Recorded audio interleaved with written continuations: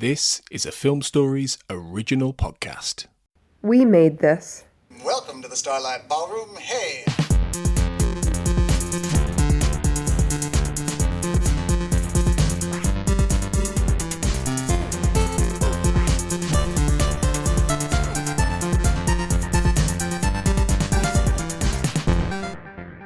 Hello and welcome to Shipwrecked and Comatose, the podcast about Red Dwarf here on the We Made This podcast network.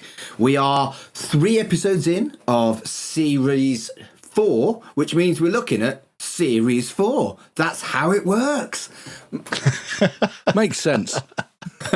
My name's Mark and I am your regular host, and alongside me as always is Kurt North. Hello, Kurt. Hello. Help me. My web browser's disappeared. Hello, I'm here.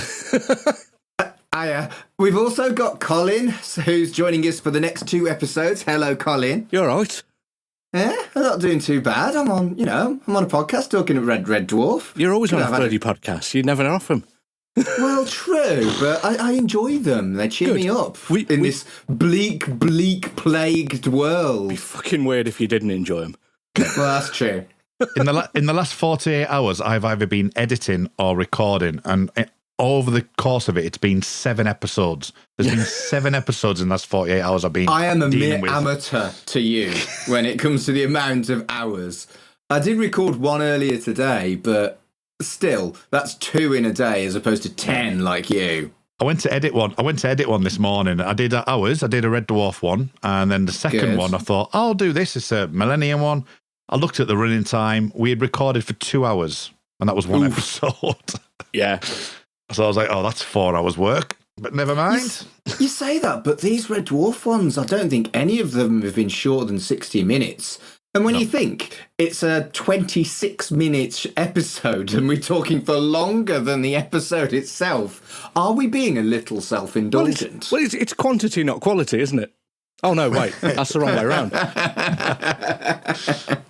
It's definitely, I don't know if anyone's gathered, but towards the back end of the guests' run, we may be getting a bit tired because behind the scenes, we're actually recording 2 in a row, and often it's 4 hours plus. Oh, yeah. We basically do a whole night of Red Dwarf for each guest host. So, yeah, but we could be finishing the next episode by midnight or something like that, and I don't care. I've got nothing on. Fucking lockdown, innit? I'll be woken up at 6 o'clock by a crazy 4-year-old, but yeah, it's fine. Should we stop blithering and talk about the episode then? Could we better? That's a good idea. Yeah. All right, let's get on it.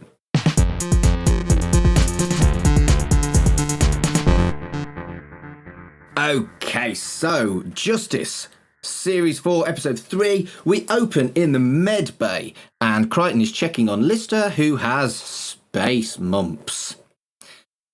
And first things first, just a little touch of the red cross on Crichton's chest. Yes. Florence Nightingale. Just made me so happy that they'd bothered to do that. And it just looks like a sticker as well. Yeah, it's not a video image either. It's just literally just a Red Cross sticker. Yeah. But there's a really weird bit in the exact first second of the scene that there's a baseball glove right in the front of the script, in just in the front of the shot by Lister. And I was sitting there thinking, why has he got a baseball glove? Is he going to play with it or anything? No, there's no reason for it there because it's not referred to. It hasn't been cut. It's not in any of the deleted scenes. There's just a random baseball glove there for absolutely no reason, which is a bit weird with him being Isn't English. Lister into something like, what was it called? The sport? 0G football. Oh, it's football, not baseball. Yeah, I know about as much about sport as you, Mark. So, you know. But the baseball bat was prevalent in previous episodes. That is a fair point. Yes. Baseball bat in the previous series. Correct. Yeah. And I think it might have been in the med unit when he was like, not when he's swinging it around, but he had it in the med unit, didn't he? Could be a callback to that. Because at first I was wondering if it was his hat, because he picks his hat up from a similar location later on. But I rewound it back and it's definitely a baseball glove. Is that when he goes on the? Is that when he's on the cop? Yes. Yeah, absolutely. Space Mumps is horrible. I've had it a few times. Have you? Yeah. Got better. Good. Well, Lister is getting better, and his breakfast is hot lager with croutons. Lovely. And he's in a bit of a grump because Rimmer and the cat haven't been to visit him. And so, as prosthetics go for Space Mumps, it's fucking ace. Yeah. This is, if we have quotable or visual dwarf as growing up or remembering, this entire run through the episode of it exploding and everything else, including this bit, is just memorable. Very much so. It's just so vividly Red Dwarf. It's just amazing. It's interesting that we've got this is the second kind of out space virus sort of thing that we've had. I think the fact that there's lots and lots of viruses in space does make sense. That it's not going to be the same virus that evolves on Jupiter as it'll be different flu or different coronavirus. Yeah. It depends, because the virus needs something to live on. Yeah. And it's not going to survive in a vacuum. And there's no aliens. So, ooh. But then there's so many scientific complete inaccuracies in Red Dwarf. It's just funny. We don't care. Good point. Well made. Let's move on. So Rimmer has been on a rambling holiday in the diesel decks and is going to show Lister the slides. And the cat is preoccupied with the recently found escape pod. Whoops. Naughty Crichton. Shouldn't have told him that. I do love Crichton's fuck-ups. They're just such a joy. He's a bit like, I know we don't mention Harry Potter much because of the horrible transphobic hag witch that wrote it, but it's kind of like Hagrid with a I shouldn't have said that kind of thing. Yeah, he does that a fair bit. So I wonder if Crichton was maybe a bit of an influence. Well, perhaps. I think she'd started to write the books by this point, because isn't Harry Potter set? Doesn't he go to school in about 1991, 92? He does, but the books didn't come out until 97, so I don't think she was writing it that long before 97. Right, okay, fair enough. I would imagine about 94, 95 maybe. But you're absolutely right. She is a transphobic hag witch. Exactly. I think she's a cunt. Yeah. I've been lucky enough not to read or watch any of them. I very much like them, but the creator is a bellend. She is. She is. Anyway, that was Harry Potter hour. Yes, quite. Funnily enough, no Harry Potter podcast coming to the We Made This Podcast Network. Fuck off. The pod, and there's a survivor, and it's a woman. And Lister's like, what the fuck? I'm going on the pole, and heads out despite his hideous, misfigured head illness. It's like the way his hair's all just sort of stuck to the top of it. It's wonderful. Those prosthetics. They did a really good job. They really did. You've got the bit where Rimmer's been loading slides for 24 hours for his holiday photos to the diesel deck as well. Totally reminds me of the only proper decent holiday I've ever been on that wasn't just to a festival as an adult was when me and my wife went on our honeymoon to America, and we have on quite a few occasions sat there with people going through the photo album, telling all the stories from it, and I think it's hilarious. I think people do, but you've always got that thing in the back of your mind going, am I being Rimmer doing the really boring ass slides for 24 hours? So my dad went through this stage of basically not having a holiday when he went on holiday and filming fucking everything. And when he got home, it was like, son, do you want to come and watch the videos? I'm washing my hair. Any fucking excuse. I was like, I've got space mumps. Anything to not see my dad's fucking videos. Because it wasn't just the fact that it was videos. He'd already done the commentary. He was talking behind the camera saying, and this is the bollocks, and this is the other bollocks, and this is the fucking hell, you're already bored. And then he'd do commentary on his own commentary.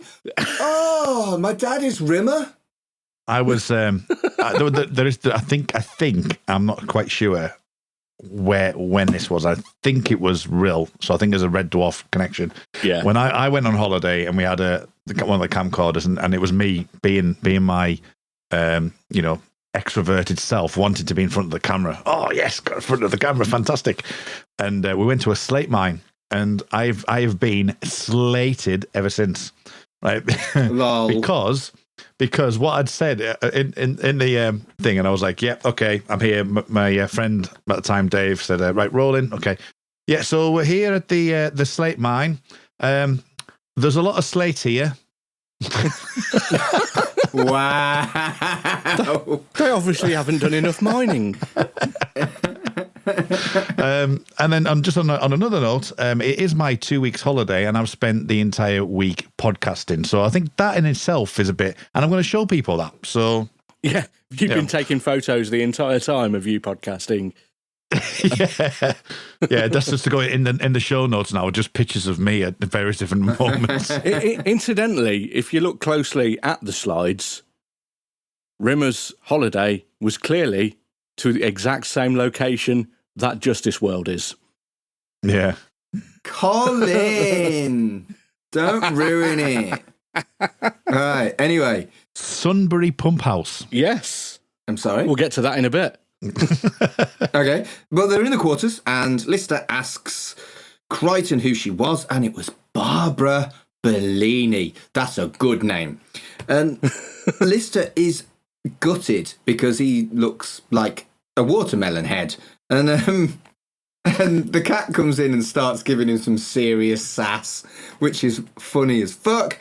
And he's cross with everyone for not visiting, and they kind of start going back and forth with insults about Cat's lack of experience with women and Lister looking like he's got a gigantic head face.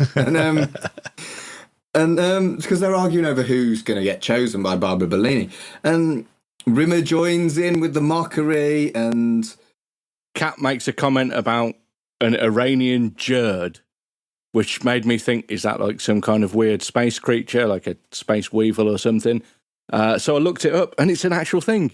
It is it's a bit like a gerbil, but it didn't say anything on Wikipedia about how many pelvic thrusts it can do in a minute. good grief.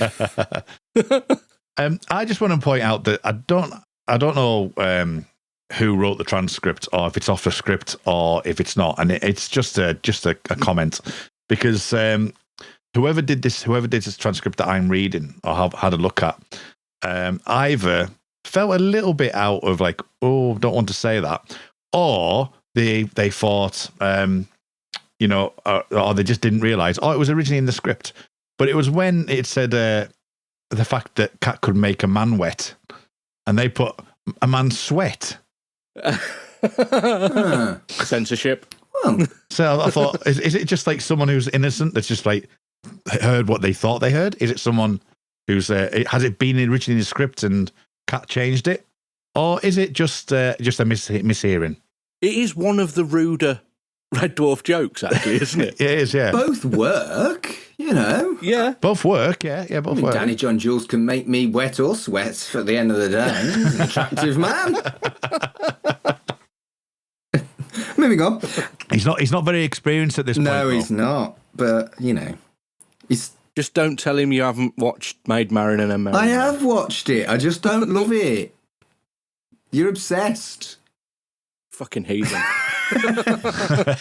So there is a little bit of a spanner in the works. The Cat has started the defrostation process, despite the fact that it could be Barbara Bellini, or it could be the simulant that murdered her, because they've looked at the black box and it's not really sure. It doesn't give them a conclusion over who it is. Is this the first mention of a simulant? I think it is. And they obviously come back a lot later on. Yeah. I think this is the first time the word simulant is ever said. Yeah, I think it is. There's definitely not been one that's appeared before, but I don't even think they've been mentioned before. The process is irreversible, and so it's going to happen. And Rimmer, being Rimmer, says that for safety they should jettison it in case it is the simulant. Obviously, that's not really going to happen because that's potentially murder. But they do find that they can get to the prison facility where they were headed. Okay, I know I'm jumping the gun a little bit here, but just from why you said that. So that's basically murder. He effectively wants to murder someone in the back as well later. Yep. He's got quite a psychotic mind in this episode, doesn't he? Really? Is it murder if it's the simulant because it's not human? It's a 50-50 chance of murder. Yeah, at the moment it is. So it's either mur or duh. Schrodinger's murder. At the moment, they're both alive, aren't they? So it is murder. Yeah. Philosophically, it is because they're both alive at the moment. True. Yes. Schrodinger's prisoner. So they're getting Starbug, and Lister and Kat are in the cockpit, and Kat is still picking on him. And it's because his head's in the way of the review mirror. Exactly that. And in the back, Crichton is being shown the holiday slides, and his circuits have melted. His face is brilliant. It's wonderful. I love Robert Llewellyn. Just how do you have such an expressive face when it's covered in all that shit? Rubber glued all over it. Yeah, he's just fantastic. I love the build up on the front of the ship as well because it's warmer in the front. It's like it helps the gunge. Yeah. It's just like pulling that elastic band back just a little bit. Well, indeed, it goes. There's a revolting splat noise off camera. Did you have the subtitles on? No. The subtitles for that bit say, soggy explosion. Oh, someone who did those subtitles clearly likes Red Dwarf. That wasn't just a gig for them. They were like, fuck yeah, I get to subtitle Red Dwarf. Yeah. And it's KY jelly apparently as well. Actual stuff. And Piccalilli, it looks like. and so his head bursts, and Kat and Lister are both covered in gunge. And here we go with quotable dwarf. I don't want to live. Did you catch Holly's expression? Yes. Yeah. Holly's expression in that scene, it's really subtle, but it's fucking hilarious. Because she's actually out of focus. Yeah. So you have to really look to see it. But yeah, her Hattie Hayridge's expression in that particular scene is... Considering you've just got a face, Hattie Hayridge is brilliant so frequently. Yeah. And, but whenever something happens that is unpleasant, and I know someone likes Red Dwarf, I'll just I'll bring out the I don't want to live because it's just so wonderful. It just says everything you want to say. And even like my God, his head burst. It does look like Piccalilli though, Colin. How did you find out it was KY jelly? In a book I've got. 101 uses for KY jelly? I will quote the book. It is it's called Stasis Leaked Complete by Jane Killick. Sounds like a very useful book for this particular podcast. It is, and I might have used it in the past as well, so I want to thank Jane Killick. Welcome to Justice World. And they need to register because they're not guards so that they can walk around the facility. But Welcome to Justice World is done over a very, very cool model. It's a bit Deep Space Nine-y, isn't it? It's a bit bloody brilliant. But yeah, I suppose so. Yeah. But the fact that they've got the balancing scales as a thing, I think is a wonderful little touch. Yeah. Which I didn't notice until about my third watch of it. Right, okay. Yeah, it is a lovely touch. And yeah, I can see the Deep Space Nine kind of equivalent. Yeah, definitely. It's better, obviously, because that's Star Trek. So. It is a gorgeous model. And you think, again, why did they ever want to replace that with anything else? Yeah. I don't know if... I've not seen the remastered version for this, so I don't know if they did or not. But it wouldn't surprise me because they replaced that brilliant chase in the previous series. But yeah, the voice of the Justice World judge dude is James Smiley, who's well, I actually thought it was David Bowie, because it sounds at one point when they actually get to Justice World, it sounds like David Bowie. He's got a bit of that in there, yeah. But he was in the original 70s version of the Tomorrow People, and he was in Prisoner Cell Block H, were his two main things that he's been in. But I haven't seen either of them. I think I might have seen the Tomorrow People a long time ago. It might have been the remake. I've seen the 90s remake. I've got a vague recollection of seeing Prisoner Cell Block H, actually, but more of a remembrance of seeing Oz. Ever see Oz? Oz was great. Late night telly, Channel 4. Used to be like on at midnight. So anyway, Quig shows up. Oh yeah, right. They land in Justice World and they're given escort boots. There's even holographic escort boots for Rimmer, but unfortunately there isn't one with a Cuban heel for the cat. I love the way that's just sort of hand waved away, because Rimmer's like, but I can't wear these, I'm a hologram. And Justice World just goes, that has been accounted for. No explanation at all. It's just fucking wear them. Put them on. I guess I just assumed that they were holographic equivalent of the boots. Well, they did have to say, first of all, before they went down there, what the makeup of the crew was. So yeah, obviously you would have known that. 2 humanoid, 1 mechanoid, and a hologram. True. The boots walk them to a mind probe, which looks for evidence of criminal activity. And Lister is a little bit worried. Crichton says he'll be fine because his lie mode is on point, which I thought was brilliant. Did you ever go scrumping? Well, for cars. No. Definitely not for cars. I love that quote. That's such a brilliant phrase. Yeah, but we used to go scrumping for cars. It's just utterly genius. So we're all like very late Gen X, early millennial, and I don't think that scrumping was still a thing even for us, really. Who had an orchard nearby to go and nick apples from? Well, there were a few around. I grew up in a village, and we were, it was countryside where we used to hang out, and there were people's gardens with apple trees, but I think they were mostly crab apples, so they weren't ones we want to eat. They were just ones that we used to kick around. I mean, my auntie had an apple tree in her back garden, up in your world, Mark. But that's not scrumping because it's like it's in the back of her garden. Can I have an apple? Yes, that's not scrumping. yeah, go and get it from the back garden. So okay, no problem. So anyway, the probe does its thing. Crichton is fine. Cat is also fine. Lister is also granted clearance despite some minor discrepancies. Rimmer is guilty of 1,167 second-degree murders and is given 9,328 years in prison. Did you notice that the crew members have increased? I was about to say 1,167 is about 1,000 more than the last time they said. Yep. It was because the books had come out since then, and they'd upped it when they wrote the books.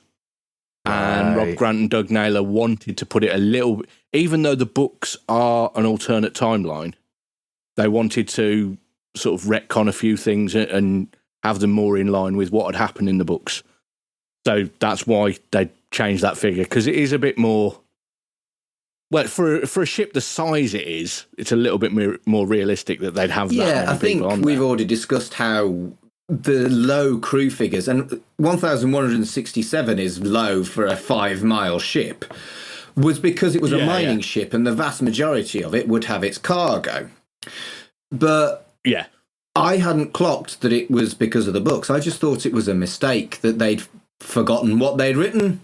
Yeah, no, it was deliberate. Well, I think that's better then. If it's just like, we'll just change it, make it canon, that's fine. What is a mistake was the Justice Judge dude miscalculating the maths. Because 1,167 times 8 is 9,336, not 9,328. He basically gave him 8 hours off. Brilliant. Brilliant. So, yeah, he's informed he killed all the crew and he's walked off into the Justice Zone, where it's physically impossible to commit a crime. We'll come back to that later. Yes. But what I like about that is the fact that they're going through the, what have I done? I don't understand. I don't get it. And he rhymes it off and he goes, oh, that.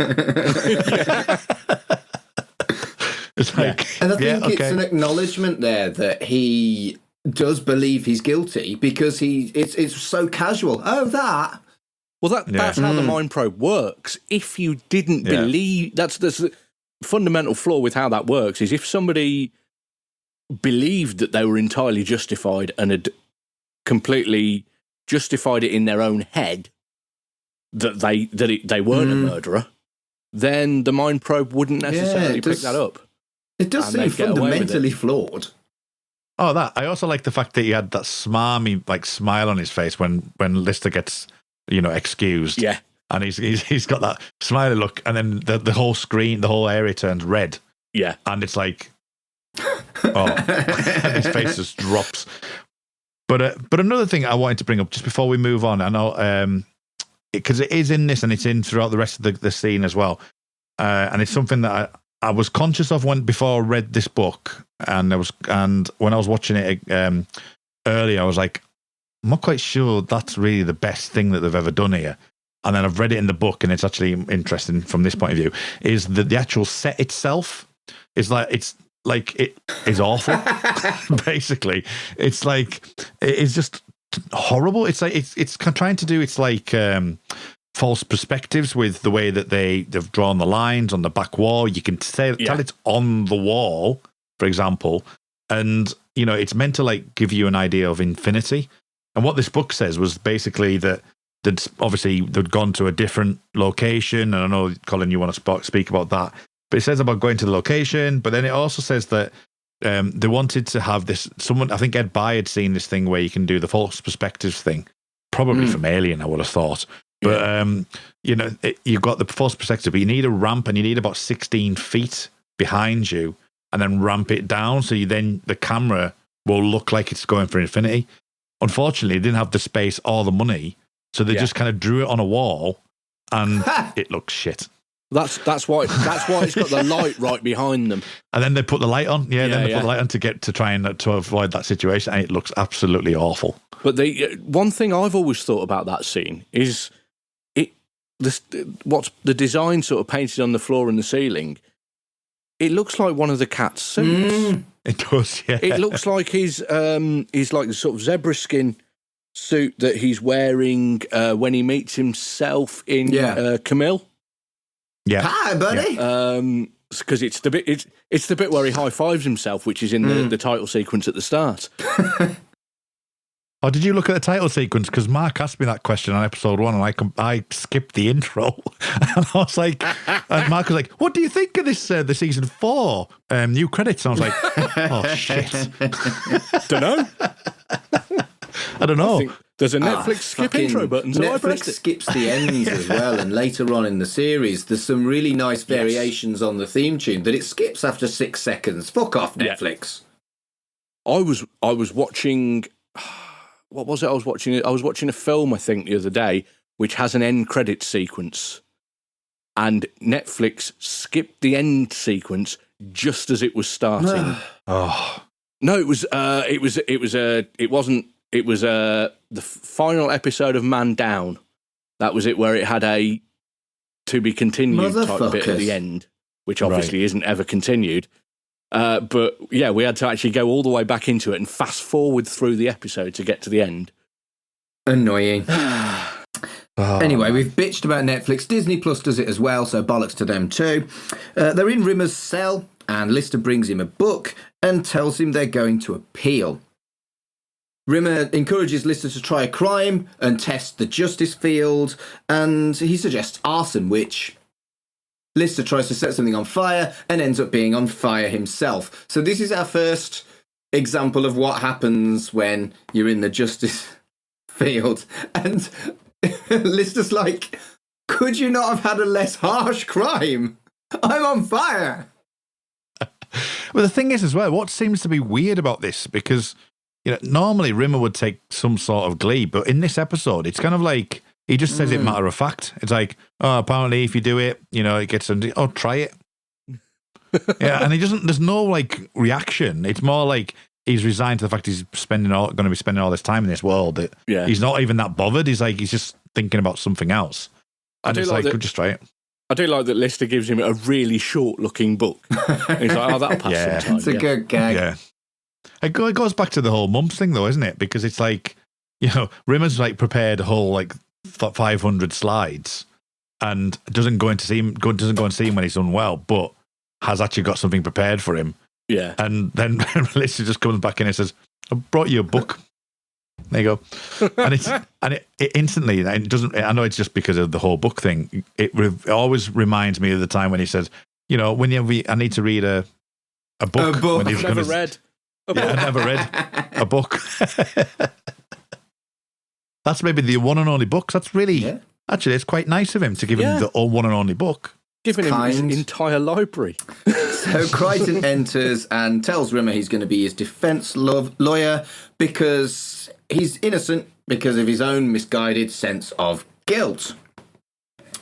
They end up in a courtroom and Crichton lays it on quite thick about how Rimmer's combination of ego and misguided guilt convicted himself when he's actually too incompetent to be anything other than innocent.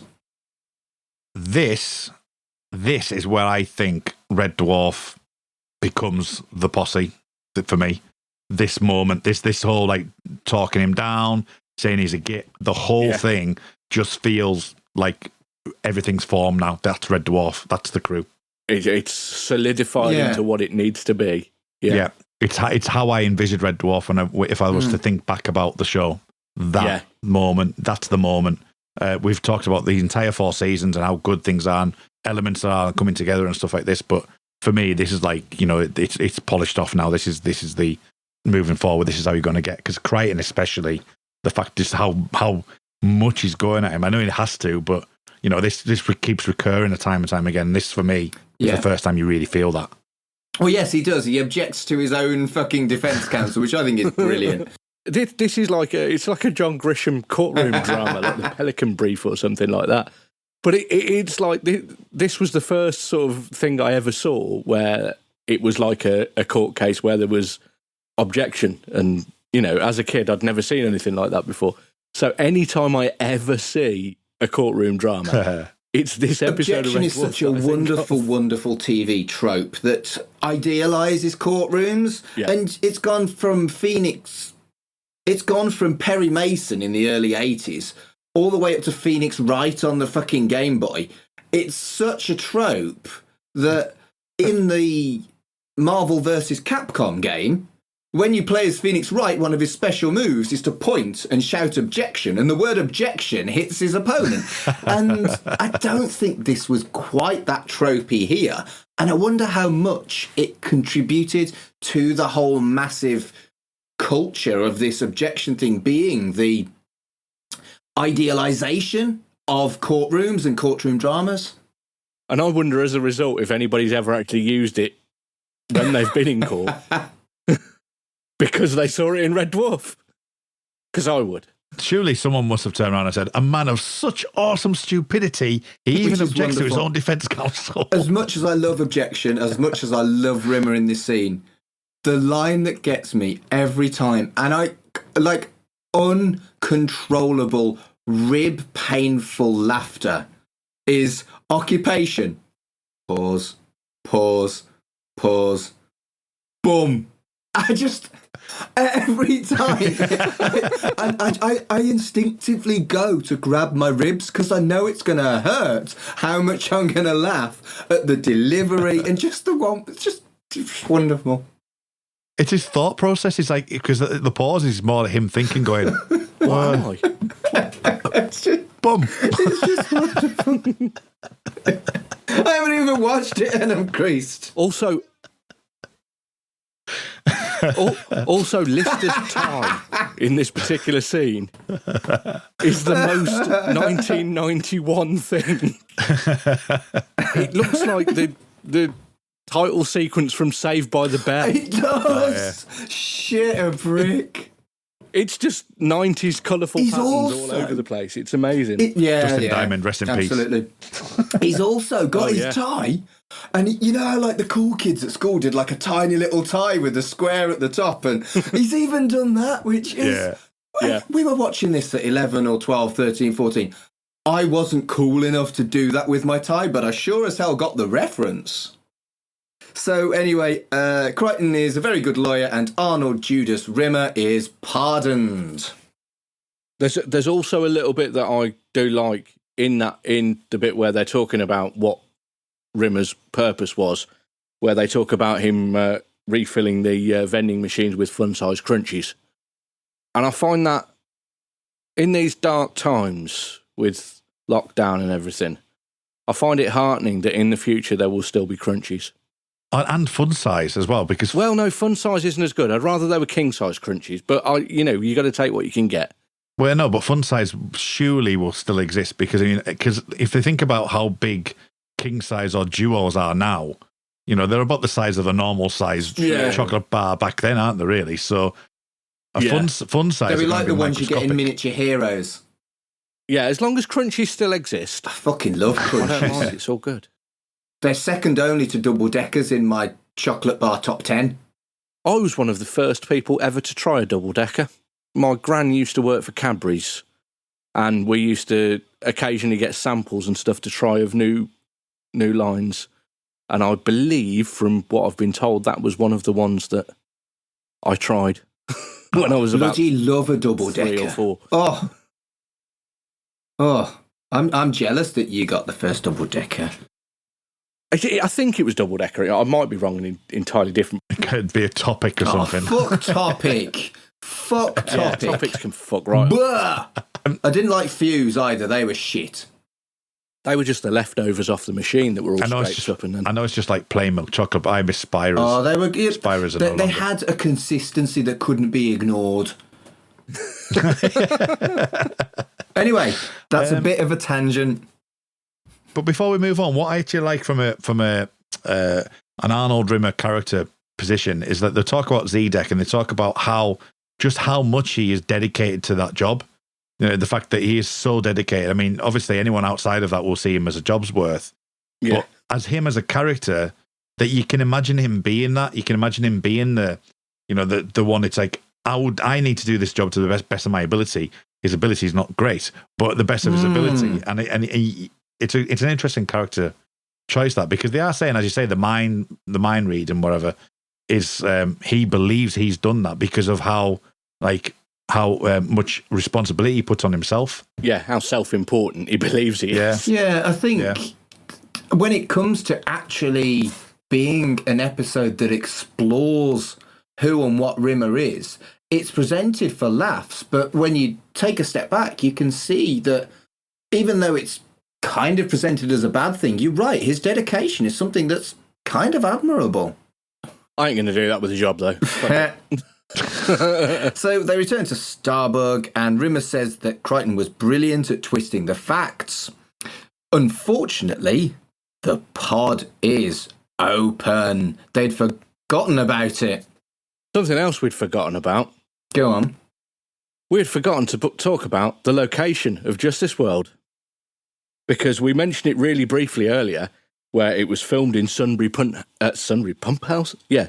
It was filmed in Sunbury Pump House, which is in West London, sometimes known as Kempton Park, which another TV programme of the early 90s, which I used to watch fairly obsessively, was also filmed there. Games Master Series 2, where they were on the oil rig. Good grief. Oh, yeah. That is the same scenery. Good grief. I bloody love Games Master when I was a kid. There's the bit with all the dials Dominic Diamond used to stand right in front of that making hilarious innuendos.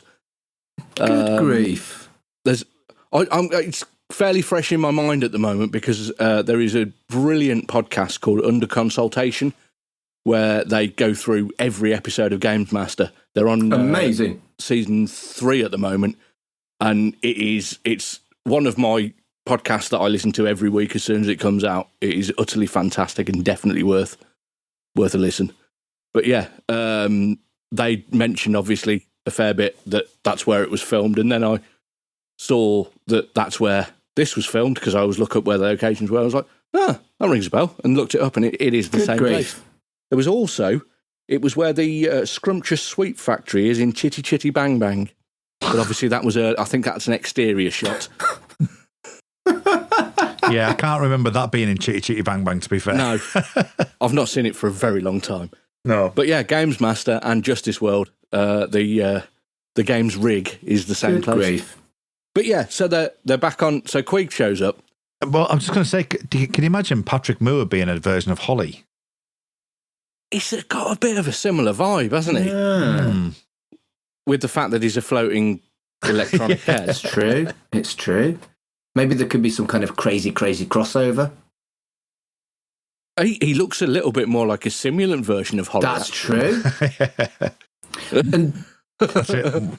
We're starting to write our own Red Dwarf episode. He's as cantankerous as a simulant as well.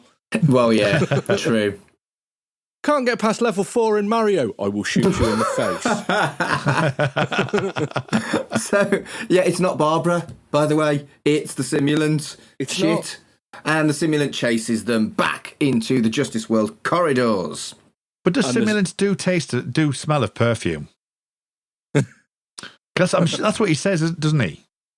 Cat says he smells perfume. Yeah, but does Cat know what perfume smells like? Oh, that's true. True. Yeah. I think he may have been smelling what he wanted to smell there. There's an absolutely... He's made a mis-smelling. Yeah. There's an absolutely beautiful bit of physical comedy in this bit where the simulant shoots at Holly and she ducks. Again, Hattie Hayridge gets like 2 minutes max an episode, but she makes it count. I mean, the bazookoids themselves, no wonder they don't do any damage. Yeah, because it didn't even put a dent in the screen. Oh, shit, yeah. Yeah. Just like, they say, simulants, they could take a blast. They could take a blast of a bazookoid. Well, obviously, if you shoot in a bazookoid literally within a metre of a TV screen and nothing happens. Good point, well made. I had not thought of that. That is an absolute fair point. Yeah, so, shit, you're right. Anyway, the crew run away and the simulant follows, and he blasts the escort boots so he doesn't have to wear them, and he chases them into the Justice Zone. The crew are above him on the rigging, and this is what you were talking about earlier, Colin, where there's a huge moral conversation about shooting someone in the back when you know that they would kill you. And Rimmer is like, fucking shoot him. And Lister's like, can't do it. And I don't know. It's the whole would you kill baby Hitler thing. You can't know until you get to that situation.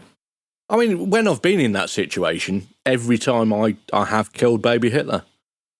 It's 3 times it's happened. I don't know if it had happened a 4th time, but when I have time travelled and found baby Hitler... But you keep getting it wrong then, because nothing changes.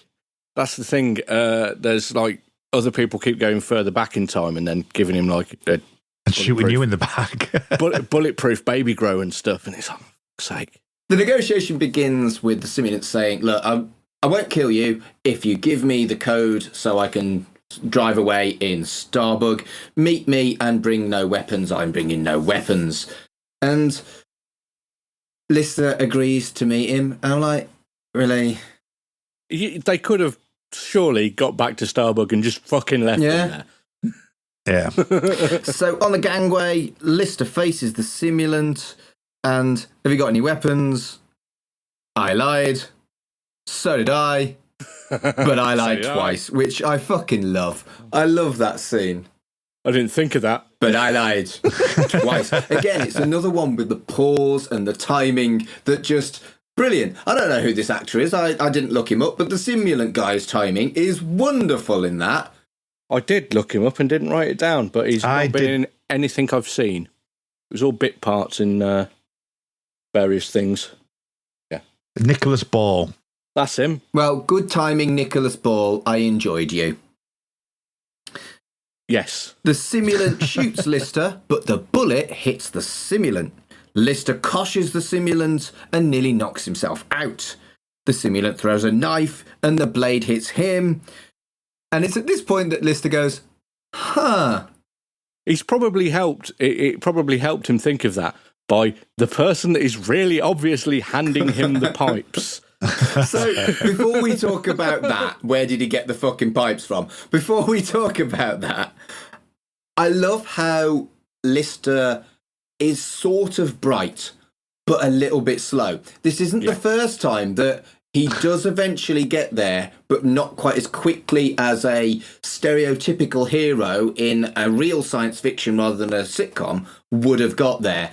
And I really like the subtlety of that they do in Red Dwarf. Yeah, they make it like any human being would react. Yeah, not like Batman, where he's been running a gambit for the whole time that's going to pay off in the end. He's thinking on his feet and finally coming up with something after it not working for the first 8 times. Yeah. And we've said before, I mean, on the reverse of, like, say, cancelling something, you know, it's when we had the bomb on the ship, you know, self-destruct, and it's like, cancel, because that's something very human. This is the opposite of that. This is like, what's happening? It's happened again. It's happened again. It's happened again. Yeah. Oh, hang on. Yeah. I don't think I would be in this situation. Obviously, this is a ludicrous situation. I wouldn't, if I was in this situation, I don't think I would be kind of, If you're in the justice world. I don't think I would be kind of super science fiction, superhero leader guy. I think I'd probably be similar level of dumb to Lister. Would you be like cat with the spade? Oh, wonderful. So, Lister clocks it. And then, did you say it was pipes? Because to me, I thought it was vases. I think they're like ceramic pipes, they look like to me. But they could have been vases, but... I thought they were vases, but then by you saying pipes, it's making me think about that now. Pipes makes a little bit more sense of them being in that kind of environment. It does, but I prefer it to be vases. Yeah. But for some reason, Lister has got an infinite supply of vase pipes that he hands to the simulant to crack over his head, and every time he hits him, he's doing more damage to himself. I know that's ludicrous, but it was funny as fuck, and I just don't care. Which is all that matters. Yeah. I mean, they were made of wax, and he still did get bruises from them. Oh, just like the things you go through for your art. Perhaps that's why he's not been in that many other things. Perhaps he got, slightly brain damage from being whacked over the head so with many times. wax I can't remember his lines anymore. Things. And eventually the simulant strangles Lister and chokes himself to death. The cat arrives, clocks the simulant with a spade and says, "Better late than never!" and falls like a tree. And I don't care. It's a beautiful bit of slapstick timing, the way he does it. The way it's just one of the funniest things I've ever seen. And also, I don't care. I had an episode a few weeks ago where I didn't have a quotable dwarf, so I'm having 2 for this one. I'm claiming 2, because better late than never, I love. If I'm late for anything, better late than never. And I don't care. They're both so fucking brilliant that I'm having 2 this week. I'm having 2. That's fair. What a fucking great episode. The cat's shit-eating grin when he falls back as well. It's just wonderful. You can almost see the cartoon birds flying around the top of his head. And the fall. I hope there was some kind of crash mat behind him, because it was pure. It was like a tree trunk. It was great. I am glad they didn't put that in the remaster. Can you imagine them putting the Tweety Bird? I don't know. I'd probably popped for that. Just better late than never. Wonderful. So they get in Starbug back to Red Dwarf. When they land, Lister has this massive rant about justice, this kind of super fast speech about free will and justice and whether or not you can have free will, etc. Blah, blah, blah, blah, blah. Falls that. It's like a Jerry Springer speech, isn't it? But twice as fast because they ran out of time. And he then falls down. Well, I initially put manhole in my notes, but service pipe falls in a fucking hole, and they close the door on him because he's been a bell end. Vase hole. A vase hole, yeah. What do you call me? A vase hole. And that's the end of the episode, and you're absolutely right. What a fucking brilliant, brilliant, brilliant episode. An absolute favourite of mine, Justice. The end scene. Colin, do you know anything about this end scene? No, actually. No. Okay, so apparently this scene was a last-minute addition because it was left because of Justice World was originally supposed to be on a planet, and the scene was filmed with the crew walking around a park. Yes. While Rimmer was incarcerated. Oh, was this the bird? So at which point Justice Zone litter birds retaliate by dropping a gooey bird dropping on his head. So that was the original ending, but obviously with not being on a planet anymore, it's in a space station. They couldn't do that end scene. So. I knew it was a deleted scene. I just didn't know it was the end bit. Yeah, yeah, that was the end. But what I find amazing is this is an end, and I know I've been going on about how many podcasts I've been doing recently, but and synchronicity is the word of the day apparently, because I've been talking about in an episode tomorrow for the X-Files about free will, and we're doing a Groundhog Day style episode, and this speech for something that's been put in the very last minute is a brilliant speech. Yeah, the fact that he's talking about reincarnation, he's talking about free will. He's spouting all the Star Trek crap. Basically that's what they did. That's what it is. Yeah. It's like the end. It's like I've learned something today, kind of situation, isn't it? So yeah, and it's just the fact that and it's perfect because of like sort of saying things like good things happen to bad people, bad things happen to good people, and I'll fall down a vase hole. so I think it's just a great way of finishing. I think it's much better than what they were planning on doing in the first place. Yeah, it works. It's interesting that you said it's like Jerry Springer's final thought. I always think when there's something like this, it's like He-Man at the end of an episode. Yeah, He-Man's moral. So it was a bit He-Man's moral. Fuck Jerry Springer. Mask. Mask did do it as well, didn't they? Crusaders. Working overtime. Bloody hell. Fighting crime. Right, so that's about it. Have you two got anything else you want to talk about other than to just gush about how fantastic this episode was? I think we've done it all. It's great. Go and watch it if you haven't seen it for a while. I think it's tight. I think it's brilliant. I think it's just a great season, and we are in prime Red Dwarf period now. I think it's great. The golden age. It's the golden age of Red Dwarf.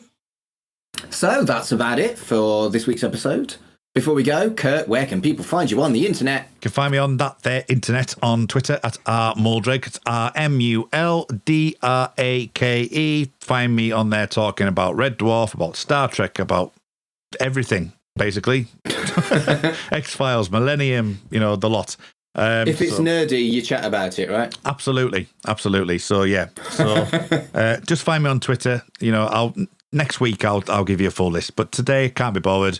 Muldrake, RMULDRAKE. So you can find my other podcasts, We Dig Music and Free With This Month's Issue, on the We Made This network. So you can search them in your podcast app. You know how to do podcasts. You're listening to one. If you want to find us on Twitter, Free With This Month's Issue is on Twitter as This Month's Issue, and We Dig Music is on as We Dig Music PCast. We're also on Instagram, Facebook, that kind of thing. And if you want to find just me on my own talking bollocks, it's Mogwai Fear Satan on Twitter. If you're looking for me, I'm at Mark Adams HC on both Twitter and Instagram. I also have many podcasts like Kurt. I will plug my most recent one, which by the time this airs will be halfway through its first series. Check out Ink Stories, which is my micro podcast about the stories behind the tattoos on people what I like. It's dead good, at Ink Stories Pod on Twitter and Instagram. And like Colin says, if you're listening to this on a podcast provider malarkey, use the same podcast provider malarkey and just do a search. Yeah. What are you waiting for? And give us a rating. That too. Oh yeah, good point. Other podcasts say like give us 5-star reviews and shit. Please like do and that. subscribe, please. Yeah, all that shit. You know, like most podcasts do the professional thing at the end. Imagine we did that and give us a nice review. Love you guys. XOXO. Right, anyway, thanks for listening. Until next time. Oh, that.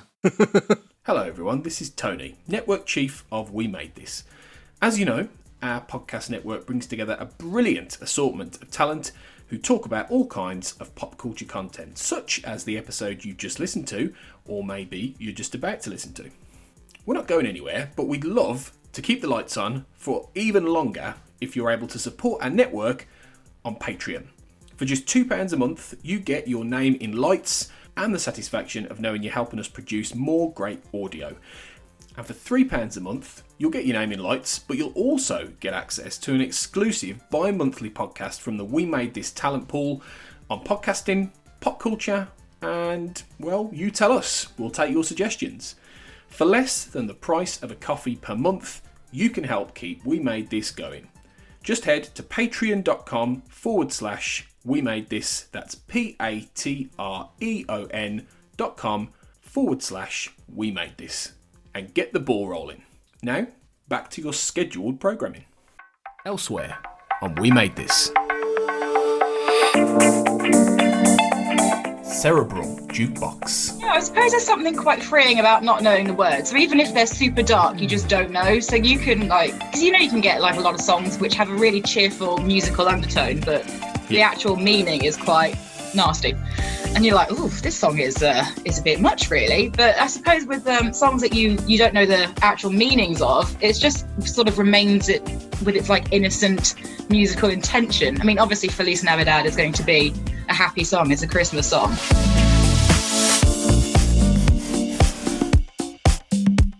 Right in the childhood. So, Fraser, have you heard of Round the Twist? I have not, and the only reason I've done that Australian accent is because I think you mentioned it last time that it was an Australian show. I did. So that's all I've got.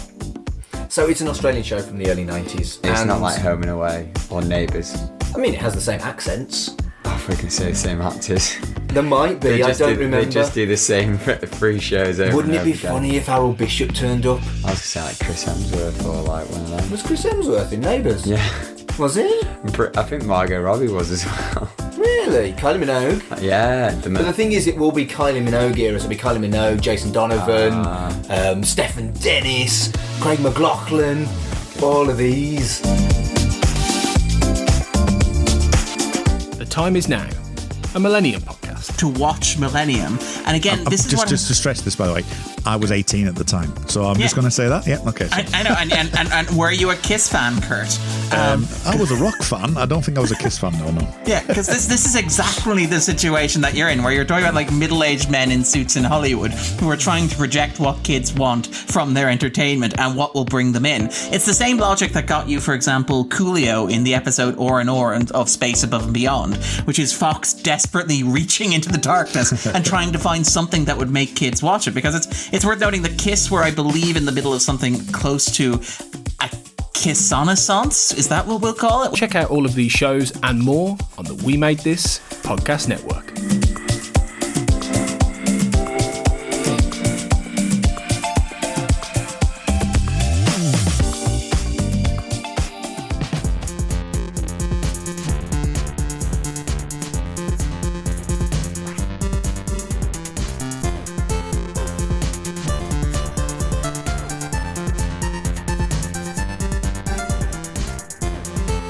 Shipwrecked and Comatose, a Red Dwarf podcast, was created and produced by Mark Adams and Kurt North.